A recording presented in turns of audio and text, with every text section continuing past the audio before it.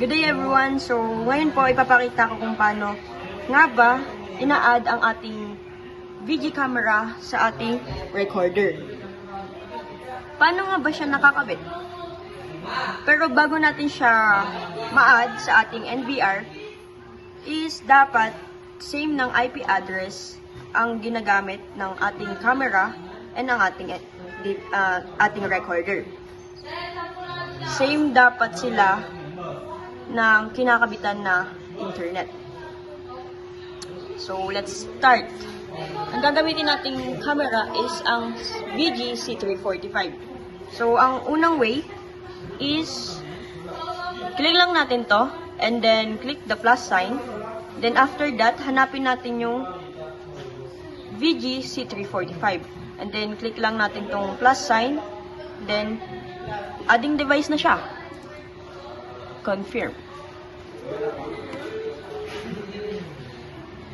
After nun, okay na, na-add na. Then, balik tayo dito. So, wait lang natin kung, ayan. So, connected na siya sa ating recorder. So, another way po is, click lang natin yung right click ng ating mouse. And then, go to settings. If wala ka nang nakikita, hindi mo siya nakikita dito, refresh lang natin siya.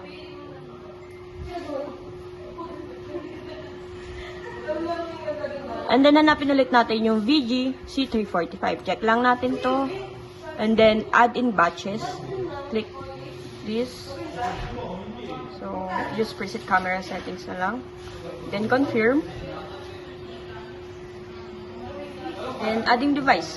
So, connected na siya. So, pili na lang po kayo kung anong way yung gagamitin nyo. So, nakikita natin is yung VG C345. Ito po siya. Connected na siya. Next po natin is paano nga ba makakonect yung ating TP-Link VG C345 sa ating VG application. So, ang gagawin lang po natin is click natin tong plus sign for the add device or this one, add device.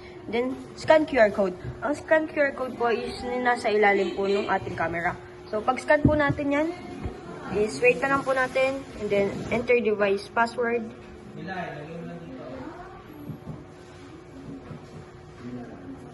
Enter lang po natin, then add. Then, after po nyan, lalabas to, success, VG camera is already connected. So, makikita po natin yan dito. Connected na po siya.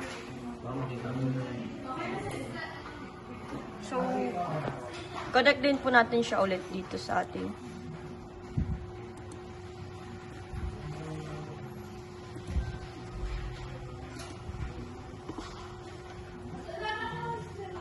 NVR. So, ayan po. Connected na siya.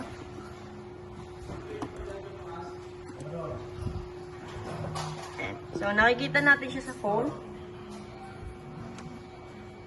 And nakikita rin natin siya sa ating NVR.